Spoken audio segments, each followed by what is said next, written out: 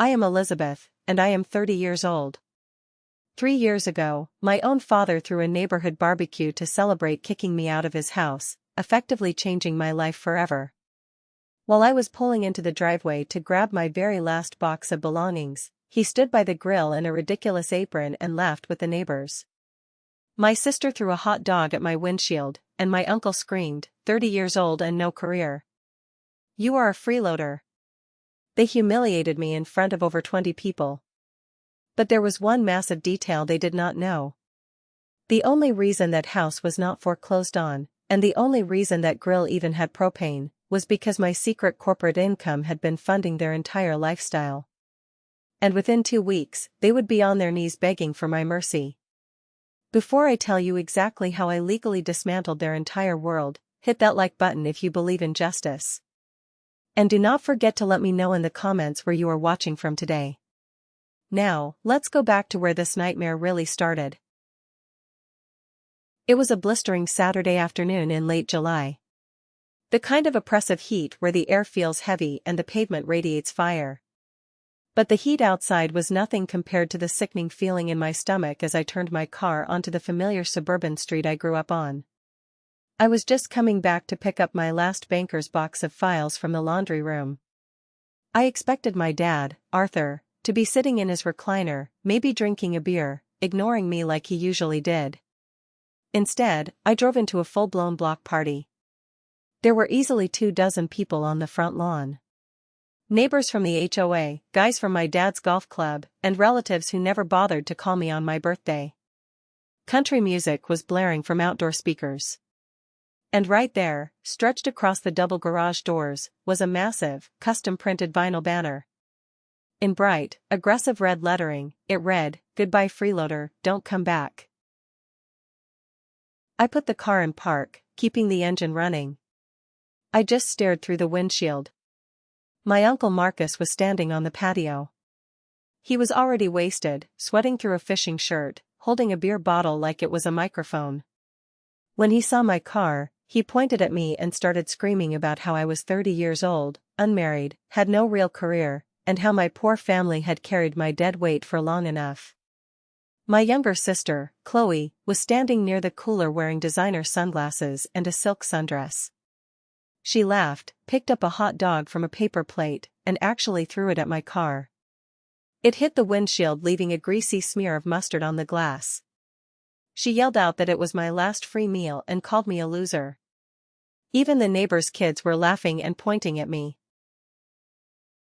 And there was my father, Arthur. He was wearing an apron that said "Boss of the Grill."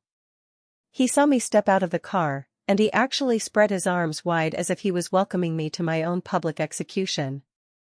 He shouted to the crowd, asking them to look who finally came to claim her junk. I did not argue. I did not scream. I did not shed a single tear.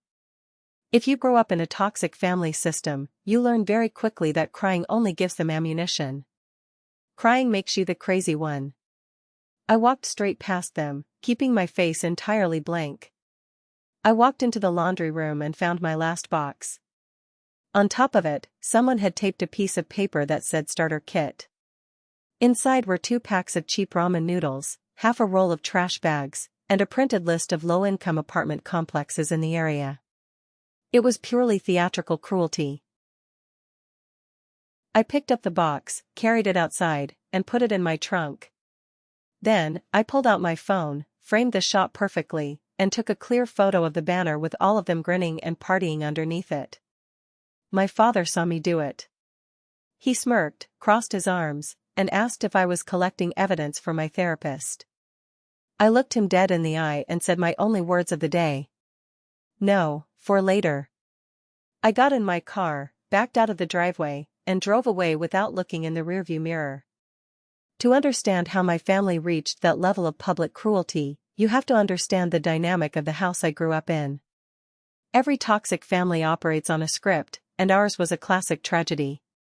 My sister Chloe was the golden child. She could do absolutely no wrong. She was conventionally pretty, highly social, and completely dependent on my father's approval. She lived for the aesthetic, deeply obsessed with social media, brand names, and looking like she belonged to the upper crust of society. I was the scapegoat. I was the one who asked too many questions, the one who saw through the facade, and therefore, the one who had to carry the blame for everything that went wrong. I was quiet, practical, and fiercely independent. But deep down, I still possessed that pathetic, inherent childhood desire for my parents to just love me for who I was. I spent my entire 20s trying to earn my father's respect. I worked my way through college without a dime from his precious college fund, which he conveniently drained to pay for Chloe's out-of-state tuition and sorority fees. My father, Arthur, was a classic narcissist. He owned a commercial graphics and installation company. He loved the title of business owner more than he actually loved running a business. He was obsessed with status. A few years ago, when the economy got slightly tough, he complained bitterly at every Thanksgiving dinner about how the government and lazy workers were ruining his life. Yet, in the middle of a massive cash flow crisis, he went out and leased a brand new Porsche Macan. He parked it right in the driveway for all the neighbors to see. At the time, they all thought I was a failure because I did not wear a corporate badge or drive to an office building every morning. I worked remotely as a freelance operations consultant and bid coordinator. I built complex logistical systems, streamlined supply chains, and secured multi-million-dollar government contracts for regional suppliers across the country. I was very good at my job, and I made a fantastic living. But to Arthur, because my job involved sitting at a laptop in my home office wearing sweatpants, it was not real work. He constantly referred to my career as my cute little computer hobby. They needed me to be a loser. It was the only way Arthur could feel superior, the only way Chloe could feel secure in her position as the favorite, and the only way my grandmother, Eleanor, could exercise her religious hypocrisy. Grandma Eleanor loved to quote scripture about honoring your parents, using the memory of my late mother to manipulate me into compliance. Whenever I brought up a boundary, Eleanor would clasp her hands, look toward the ceiling, and say that my mother would be so disappointed in my rebellious spirit. I was the invisible maid. The emotional punching bag. And eventually, the secret ATM. I accepted the abuse because I thought if I just fixed enough of their problems, if I just proved my worth undeniably, they would finally see me. But narcissists do not love you. They only love what you can do for them. And the moment you stop doing it, you become their enemy. The truth of how I ended up back in that toxic household is a reality they worked very hard to bury. 3 years before the infamous barbecue, Bennett Graphics and Install was drowning. Arthur's company was bleeding money. 2 major commercial clients had defaulted on payments, supply costs had skyrocketed, and Arthur was managing his books like a teenager playing with monopoly money. He was missing permit deadlines, failing to remit state sales tax, and ignoring vendor notices. He was weeks away from total bankruptcy. I knew this because his accountant, a sharp, exhausted woman named Linda, called me in a panic one afternoon. I drove over to the office, and Linda practically threw a massive, disorganized folder of past due invoices onto the conference table. She looked at me with deep pity and said, "Elizabeth, I am quitting. I cannot attach my professional license to this sinking ship anymore. You are a smart girl. Stop feeding a parasite named family." Then she packed her desk and walked out. I should have walked out with her. Instead, the dutiful, traumatized daughter in me took over. I moved out of my downtown apartment and back into my childhood bedroom to save my father from absolute ruin. I told myself it was temporary. Just a few months to stabilize his operations. I started by organizing the paperwork. Then, I realized the paperwork was just the symptom, the disease was a total lack of cash. The company's software subscriptions were declining. The utility company sent a shut-off notice for the main production workshop. Payroll was going to bounce on a Friday, meaning his installation crew was going to walk off a critical job. Arthur refused to admit defeat. He would rather die than ask for help, let alone admit to his country club friends that he was broke. So, I started quietly paying for things. I paid the permit renewal fees online so the city wouldn't revoke his operating license. I linked my own corporate credit card to his project management software so his team could actually see their work orders. When payroll was short, I silently transferred funds from my savings account into the business operating account to cover the gap. I paid for rush shipping on vinyl materials because Arthur forgot to order them on time. I never paid it all at once in a massive lump sum. That is the trap of financial abuse, it happens in increments. $1,000 here, $400 there. Over the course of 3 years, I personally floated over $112,000 to keep Bennett Graphics and Install from collapsing. And how did my father thank me? He didn't. In fact, he completely erased my contribution from reality. He told everyone at the HOA meetings that his brilliant business acumen had steered the company through a rough patch. When he brought clients over to the house and saw me working on my laptop at the kitchen island, he would sigh loudly and apologize for his freeloading daughter who was still trying to find herself at 30 years old. He humiliated me to elevate himself. He treated my competence like a shameful household appliance, useful when the basement flooded, but embarrassing to show the guests. My resentment did not explode, it crystallized. I stopped hoping for a thank you and started keeping a separate, highly encrypted spreadsheet. Every single dollar I spent on that house, every vendor invoice I covered, every utility bill I paid, went into that document. I kept every digital receipt, every bank transfer confirmation, and every desperate text message from Arthur asking me to just handle this one little payment. My pain was no longer an emotion. It was a ledger. The actual turning point, the moment my heart went completely cold, happened on a humid Tuesday evening in early June. I was sitting in my bedroom on the second floor with the window cracked open to let in a breeze. I had just finished a brutal 4-hour Zoom call with a client in Denver, negotiating a massive supply chain contract. I was exhausted. From directly below my window, on the backyard patio, I heard the clinking of glasses and the obnoxious, booming laugh of my Uncle Marcus. I walked over to close the window, not wanting to hear his drunken rambling, but the sound of my own name stopped me cold. Arthur was talking. His voice was full of that arrogant, performative swagger he used when he was trying to impress other men. "I'm giving Elizabeth 90 days to get her stuff and get out," my father said. Marcus chuckled, the ice clinking in his bourbon glass. "About time, Artie. The girl is 30. It's pathetic. You've been carrying her dead weight for 3 years. Then I heard my sister Chloe's voice chime in. "Seriously, Dad. It's so embarrassing when my friends come over and she's just sitting there in her sweatpants staring at a screen. She needs a harsh lesson about the real world." "Exactly," Arthur replied, sounding incredibly proud of himself. "Sometimes, hitting rock bottom is the only way to teach a woman how to grow up. I'm doing her a favor. Tough love." I stood frozen by the window, the summer air suddenly feeling like ice against my skin. The sheer audacity of the conversation made my ears ring. Teach me a lesson about the real world? Carry my dead weight?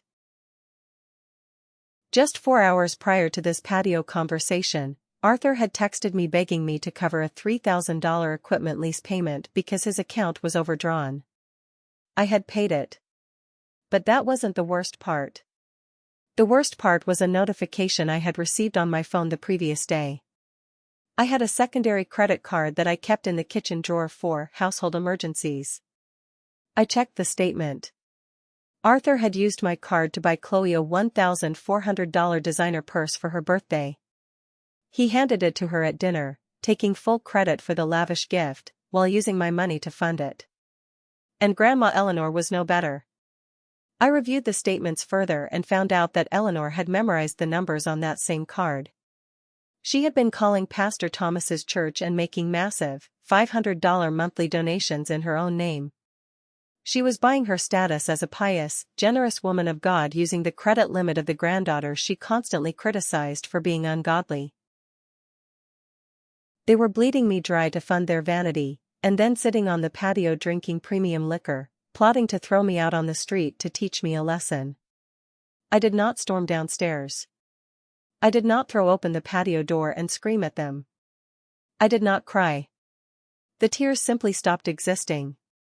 At that exact moment, the desperate daughter who wanted her family's love died completely. What replaced her was a woman who understood logistics, corporate strategy, and the absolute power of evidence.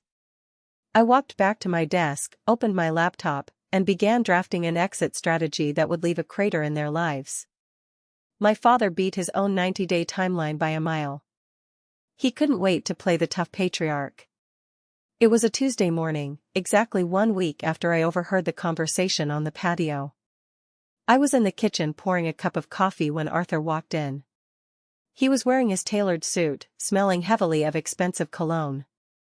He stood in the doorway, physically blocking the exit, a classic intimidation tactic.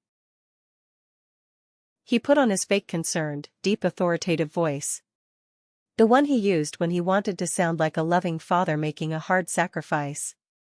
"Elizabeth, we need to talk," he said, folding his arms across his chest. "I've been doing a lot of thinking. And quite frankly, I am enabling you. It's time for you to go. I want you out by the end of the month." I took a slow sip of my coffee, keeping my eyes locked on his. I didn't flinch.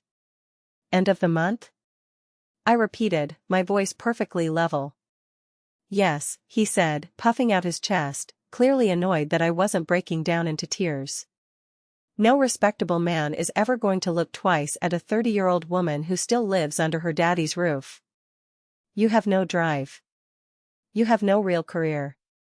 I am embarrassed when my clients stop by and see your car parked outside in the middle of a Tuesday. You need a real job, a real apartment, and a serious wake-up call." He wanted me to argue. He wanted me to plead. Narcissists feed on your emotional reaction, it proves they have power over you. I refused to give him a single drop of supply.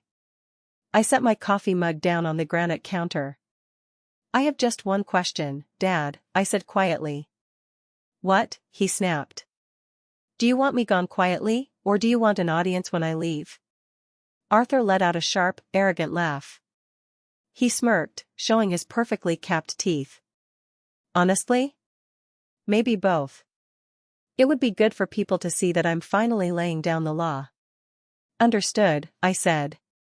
I walked past him, lightly brushing his shoulder, and went straight up to my room. That was it. That was the moment the trap snapped shut. He wanted an audience. He wanted to humiliate me publicly to solidify his narrative that he was the long-suffering saint of a father. I decided right then and there to give him exactly what he asked for. I would let him throw his little parade. But I would make sure the hangover lasted for the rest of his life. The minute I closed my bedroom door, I picked up my phone and called my best friend, Sarah.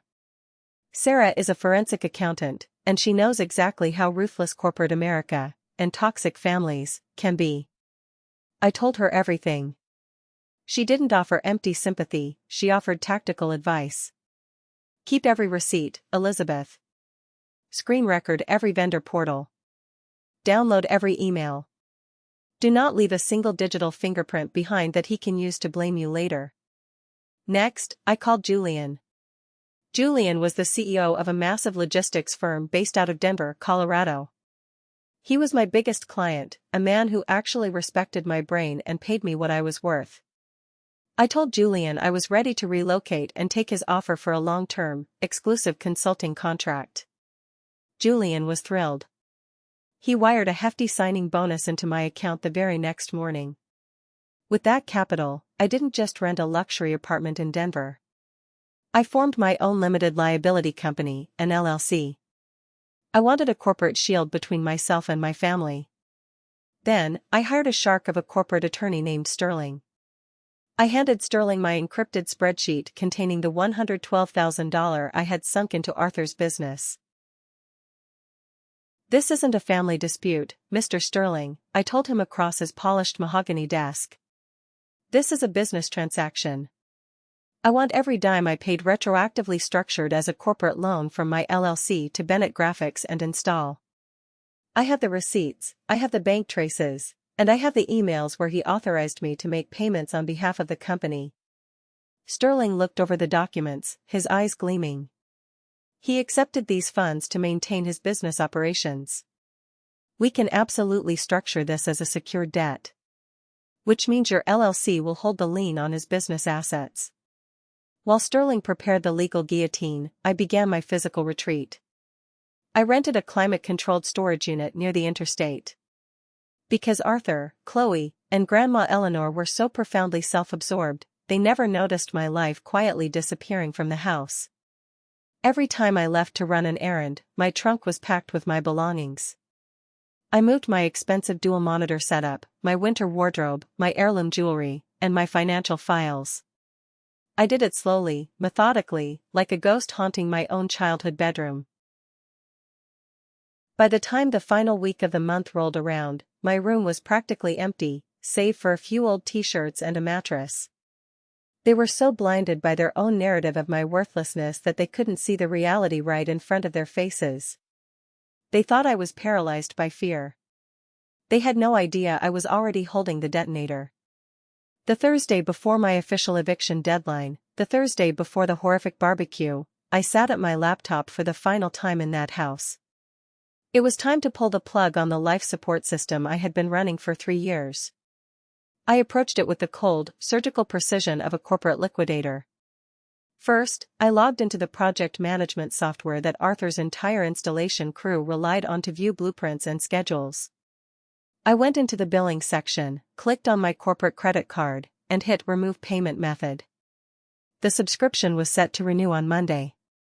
When it failed, the entire system would lock them out. Next, I tackled the utilities. The massive industrial workshop where Arthur printed his vinyl banners was power-hungry. The electricity account had been in my name for 2 years because Arthur's credit was too destroyed to keep the lights on without a massive deposit.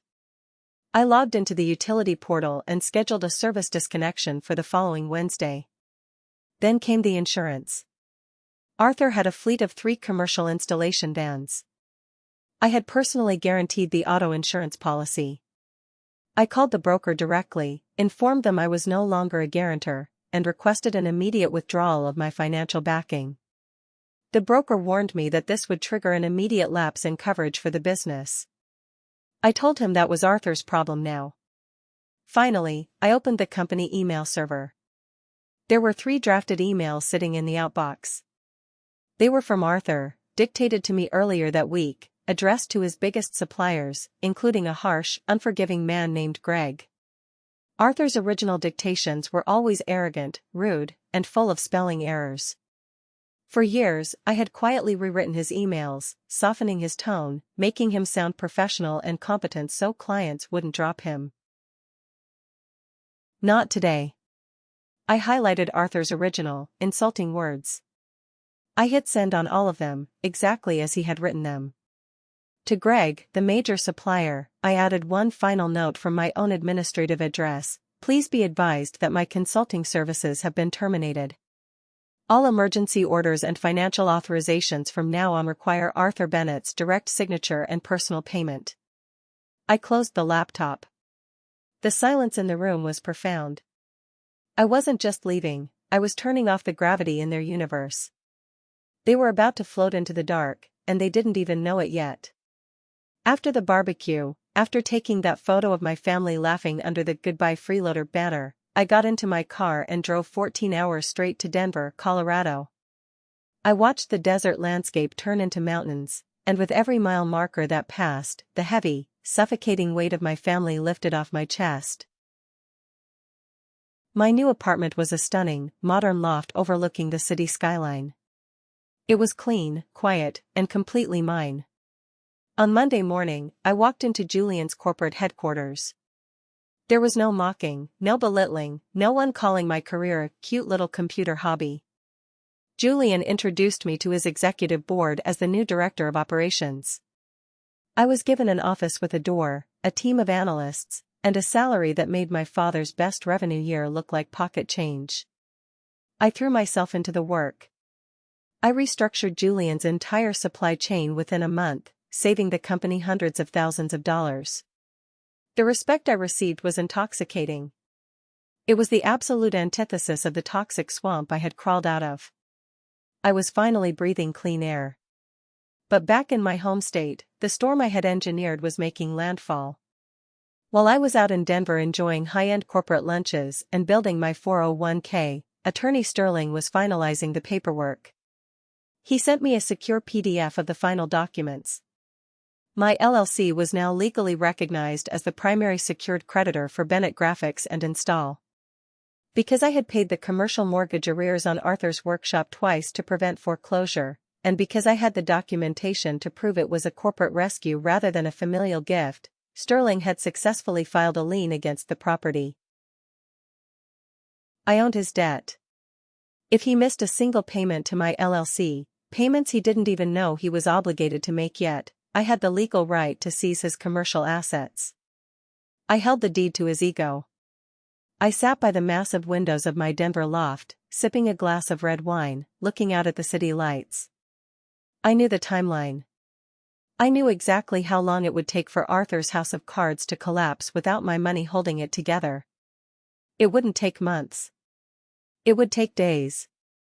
I placed my phone face up on the glass coffee table. I didn't have to wait long. The screen lit up, vibrating aggressively against the glass. It was a text from Chloe. Then a missed call from Uncle Marcus. And finally, a voicemail from Arthur. The panic had officially begun.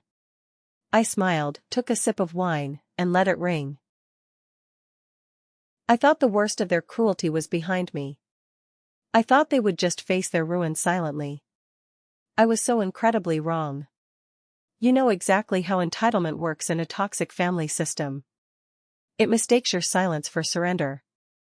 It assumes your absence is just a temporary temper tantrum, right up until the machinery of their daily lives grinds to a sudden, violent halt. For the first 3 days after the barbecue, my phone was completely silent. Arthur, Chloe, Marcus, and Grandma Eleanor firmly believed they had won. They thought my departure was a victory lap for their egos. But the first crack in their foundation appeared on Monday afternoon, and the collapse was spectacular. I was sitting in my new, sunlit office in Colorado, reviewing a logistics report for Julian, when my phone screen lit up with an automated notification. The project management software for Bennett Graphics and Install had officially suspended their account due to a declined payment. I took a slow sip of my coffee and pictured the exact chaos unfolding back in my father's workshop. Without that software, Arthur's entire installation crew was flying blind. They had no blueprints, no client addresses, no measurements, and no work orders. The crew would be standing around the warehouse floor, demanding answers, while Arthur frantically clicked his mouse, entirely unable to understand why his magic system was suddenly locked behind a paywall. By Tuesday, the situation escalated from a minor administrative headache into a full-blown corporate disaster. My Uncle Marcus left the first voicemail. I listened to it on speakerphone while I organized my desk. Marcus was entirely sober, which was a rarity, and his voice was shaking with genuine panic. He begged me to pick up the phone. He said there was a massive misunderstanding with the commercial vehicle insurance. He had taken one of the installation vans to a state inspection facility, and the state trooper had confiscated the plates because the insurance policy had been completely cancelled. He was stranded at the impound lot, terrified that the company was going to lose the massive wrap installation job scheduled for Friday. If they lost that job, Marcus said, he would not be able to pay his rent and his ex-wife was going to take full custody of his weekend visitation rights. He practically sobbed into the microphone, pleading for me to just fix the autopay. I deleted the voicemail without a second thought.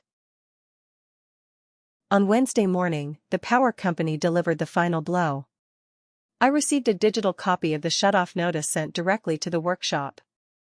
By noon, the massive printing machines, the industrial heaters, and the office computers went completely dead. That was when my sister Chloe finally reached out. She did not call to ask if I was safe. She did not call to apologize for throwing a hot dog at my windshield. She texted me a furious, aggressively long paragraph accusing me of being a vindictive psychopath. She typed out that my father was in a horrible mood, Grandma Eleanor was praying against my dark soul, and the entire family was suffering because my feelings got hurt. Then, she got to the real point of her message. She demanded that I immediately send her $600 through a payment app. She claimed her luxury apartment complex was threatening eviction, and because the company payroll was magically frozen, our father could not give her the allowance she felt entitled to. She literally typed the words, "Stop being dramatic and just send the money so my life is not ruined." I did not type a paragraph in return. I did not try to reason with her. Arguing with a narcissist's golden child is like screaming into a hurricane, it only exhausts you. Instead, I opened my encrypted files. I took a clear screenshot of my bank statements from the previous 3 months.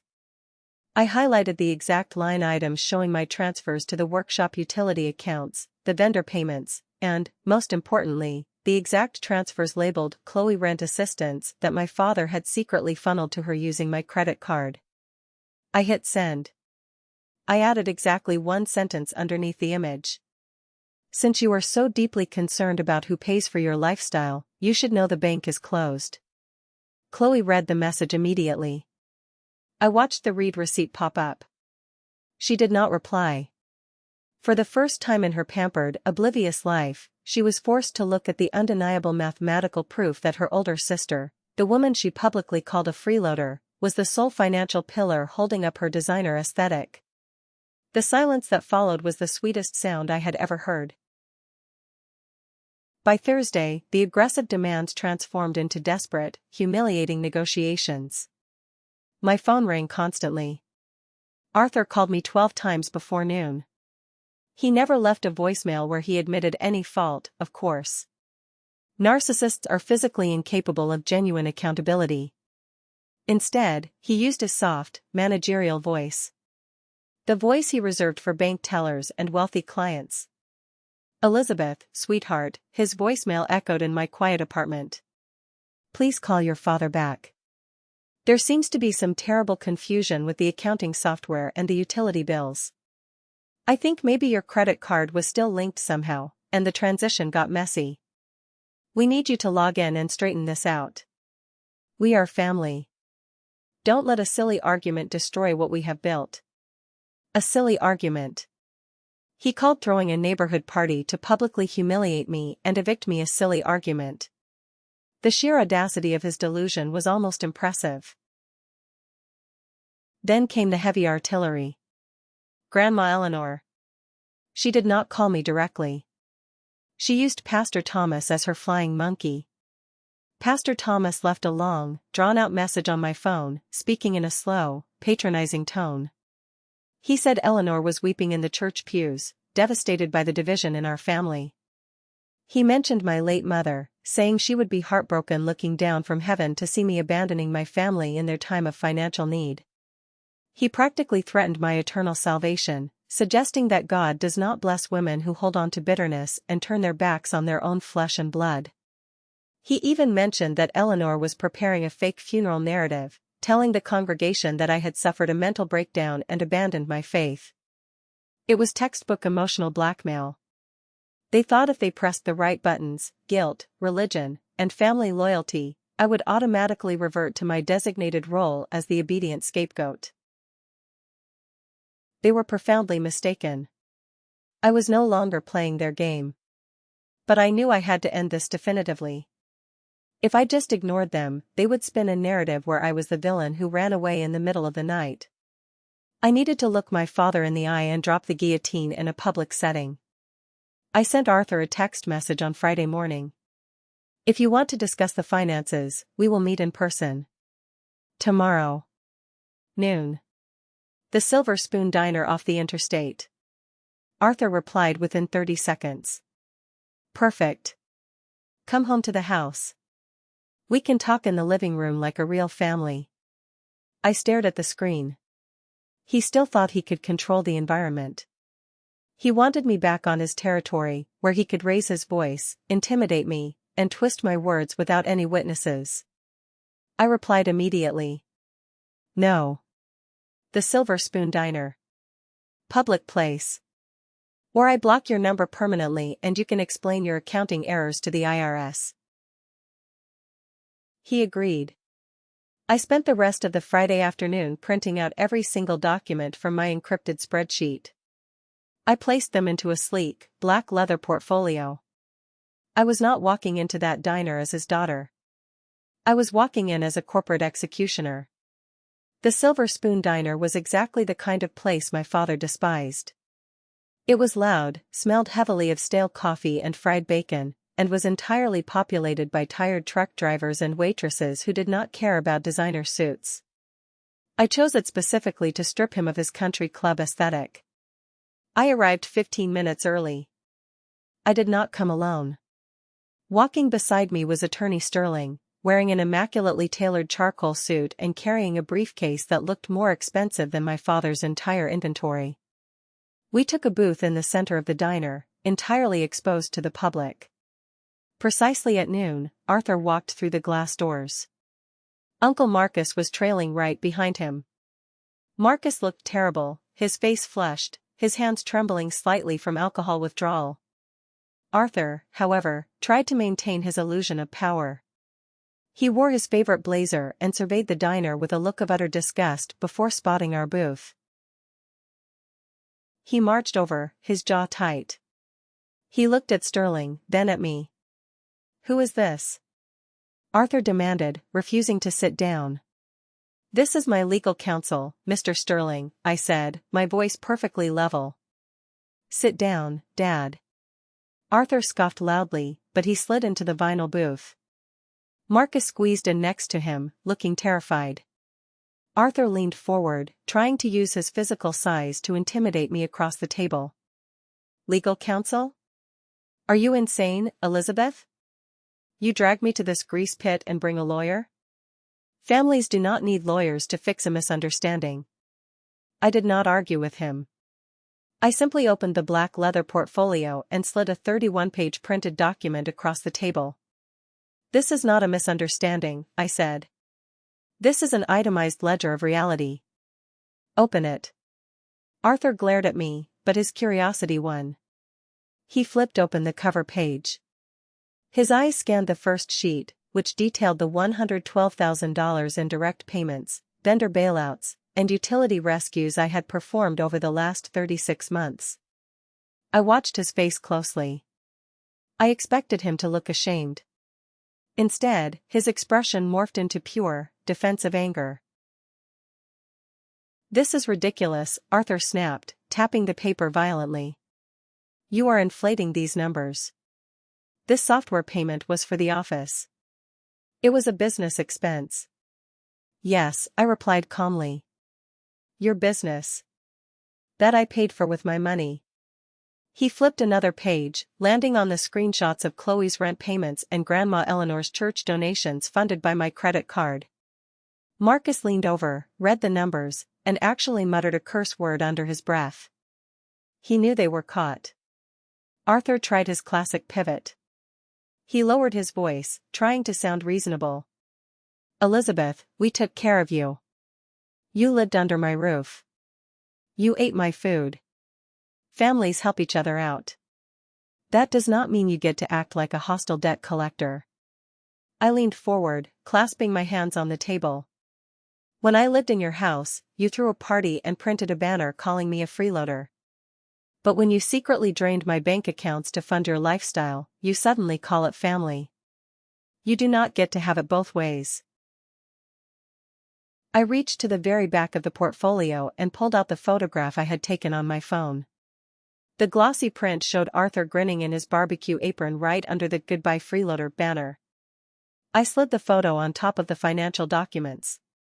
"I did not bring you here to negotiate," I said, staring directly into his panicked eyes. "I brought you here to show you exactly what it costs to disrespect the only person keeping you alive." Arthur stared at the photograph. The arrogance finally began to drain from his face, replaced by a cold, calculating fear. He realized I was not bluffing, but his ego still refused to accept total defeat. He pushed the portfolio back toward me with a trembling hand. "Fine," Arthur spat, his voice laced with venom. "Let's say you spent this money. So what? You cannot sue me for gifts, Elizabeth. You freely paid those bills while you lived in my house. Any judge will laugh you out of a courtroom. You gave me that money, and you are never getting a single dime of it back. So take your little lawyer and your spreadsheets and go back to Colorado. I did not say a word. I simply looked at Attorney Sterling and gave him a slight nod. Sterling opened his expensive briefcase. The snap of the metal lock sounded like gunshots in the quiet diner. He pulled out a thick stack of legal documents printed on heavy, watermarked paper. He placed them directly in front of my father. "Mr. Bennett," Sterling said, his voice dropping into a smooth, devastatingly professional cadence. "My client did not give you a single financial gift. Every dollar that maintained your business operations over the past 3 years was funneled through a corporate entity. Specifically, an LLC solely owned and operated by Elizabeth Bennett." Arthur frowned, clearly not grasping the severity of the legal terminology. "I do not care what letters she put after her name. It was family money." Sterling smiled a very cold, entirely unsympathetic smile. "It was corporate financing. And because you explicitly authorized my client via email to make these payments on behalf of Bennett Graphics and install to prevent bankruptcy, those payments constitute a formal business loan. Furthermore, to secure this debt, my client's LLC has officially filed a commercial lien against your primary business assets."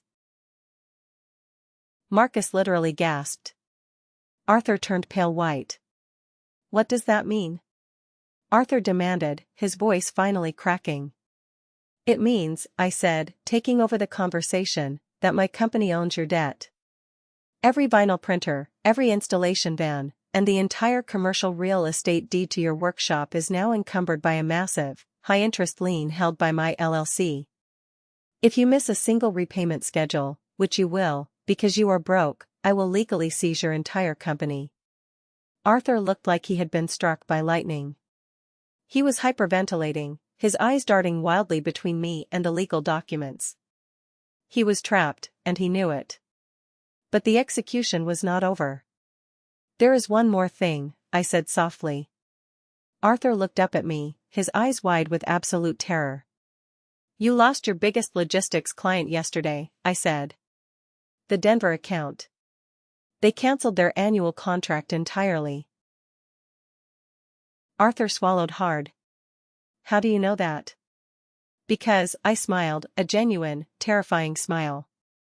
"That logistics company is run by Julian. And Julian just gave me a massive promotion. I am their new director of operations. I personally reviewed your vendor contract yesterday morning. Your quality is terrible, your pricing is arrogant, and your customer service is entirely unacceptable. So, I fired you." The silence at the table was absolute. The background noise of the diner seemed to fade away. My father, the man who had spent my entire life telling me I was worthless, was now staring at the woman who legally owned his business and had single-handedly destroyed his only remaining revenue stream. I stood up from the booth. I pulled a business card from my purse and tossed it onto the pile of legal documents. "That is the number for a fantastic bankruptcy lawyer," I said. "You are going to need him. Have a great life, Arthur." I turned and walked out of the diner, leaving them sitting in the wreckage of their own making. The fallout was rapid, brutal, and thoroughly deserved. When you remove the foundational pillar of a toxic system, the entire structure collapses in on itself with terrifying speed. I monitored the destruction from the safety of my high-rise office in Colorado, receiving updates through public records and frantic messages from former neighbors. Without my financial backing and with the burden of the commercial lien Sterling filed, Arthur's business imploded within 3 weeks.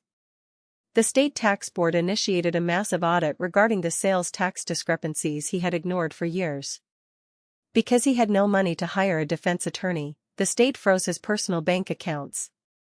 The most satisfying moment came via a text message from Mrs. Higgins, the elderly neighbor who lived across the street from my childhood home. She had witnessed the horrific barbecue and had always quietly pitied me. She sent me a video taken from her front porch. In the video, a massive commercial tow truck was backed into my father's pristine driveway. Two men were aggressively strapping Arthur's beloved, leased Porsche Macan to the flatbed. Arthur was standing in the front yard, waving his arms and screaming at the repo men, completely losing his mind while the entire neighborhood watched his fake wealth be dragged away. Uncle Marcus lost his job at the warehouse because there was no warehouse left to operate.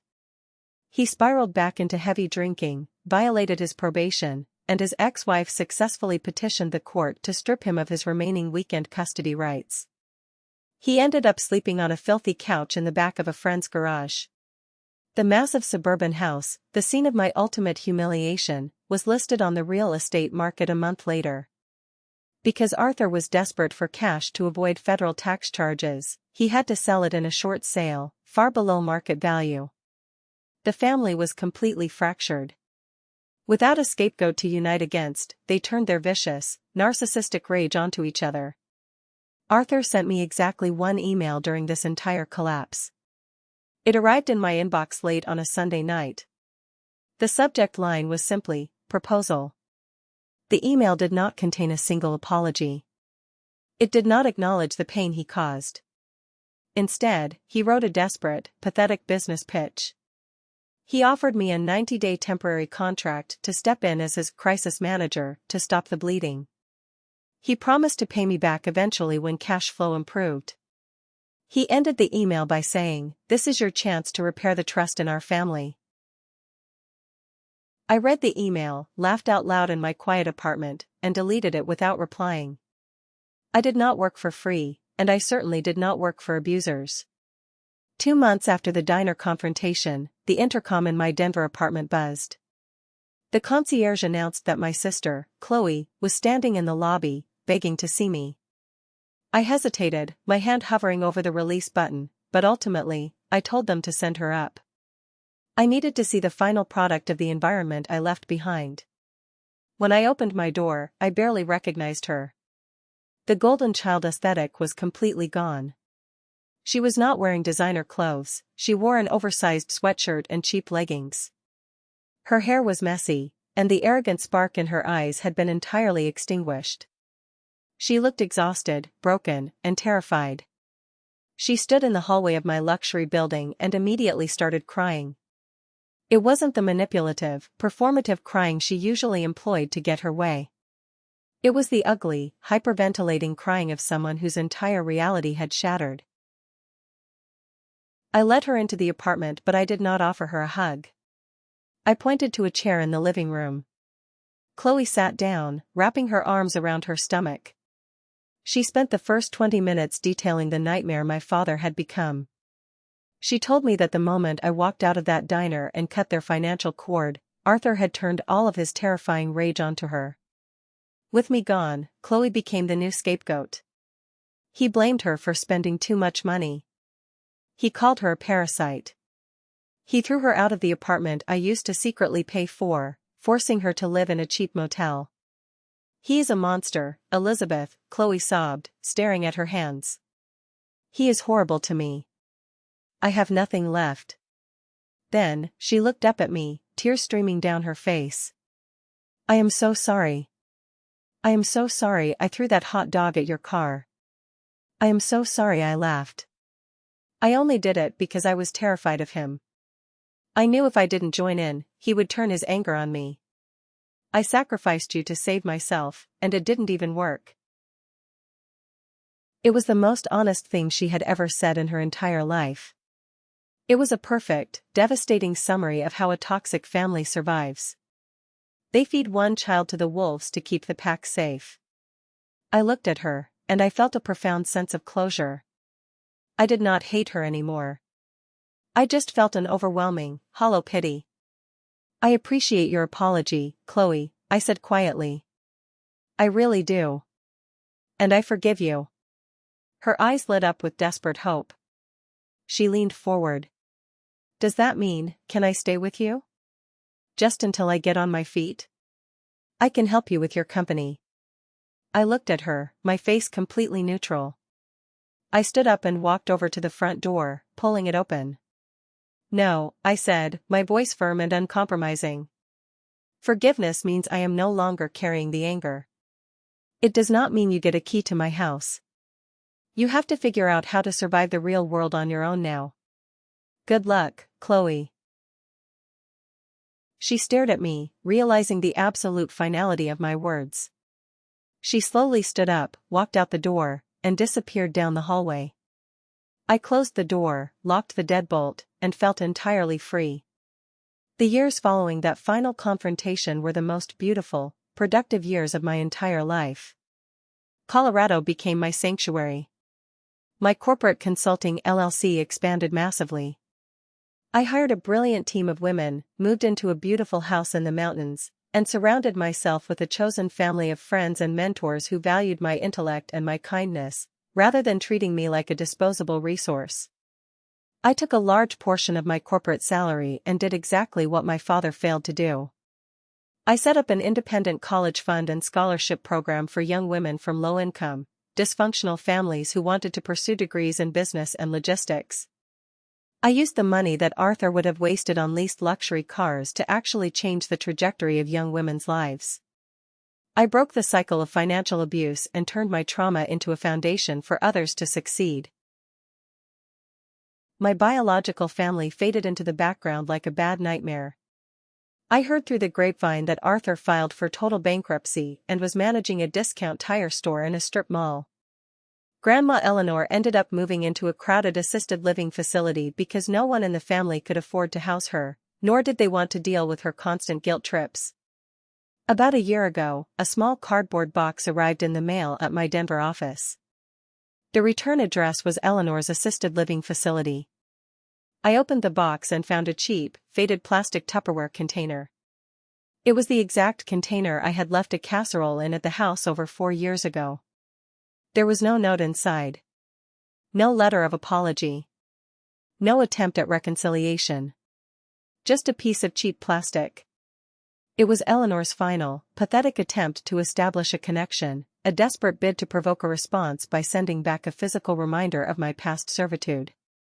It was a masterclass in passive-aggressive manipulation. I stood in my beautiful office, looking at this ridiculous plastic box, and I started to laugh. I laughed until tears formed in the corners of my eyes. The sheer absurdity of it all washed over me. I took the Tupperware container, walked over to the break room, and dropped it directly into the recycling bin. I did not write back. I did not call. I let their silence echo back to them permanently. The ultimate revenge was not destroying them, the ultimate revenge was becoming entirely indifferent to their existence. If you are watching this, and my story resonates with a dark, hidden part of your own life, I need you to listen to me very carefully. Society, religion, and culture will constantly bombard you with the toxic lie that blood is thicker than water. They will tell you that you only get one family, and that you must endure endless abuse, financial exploitation, and public humiliation simply because you share genetic material with your abusers. That is a lie designed to keep victims compliant. Family is not defined by biology, family is defined by mutual respect, safety, and unconditional support. You are not required to set yourself on fire simply to keep your parents warm. You are not obligated to finance the delusions of a narcissistic father or tolerate the cruelty of a golden child sibling. I spent 30 years of my life believing that if I just worked harder, if I just paid one more bill, if I just proved my ultimate worth, they would finally look at me with love.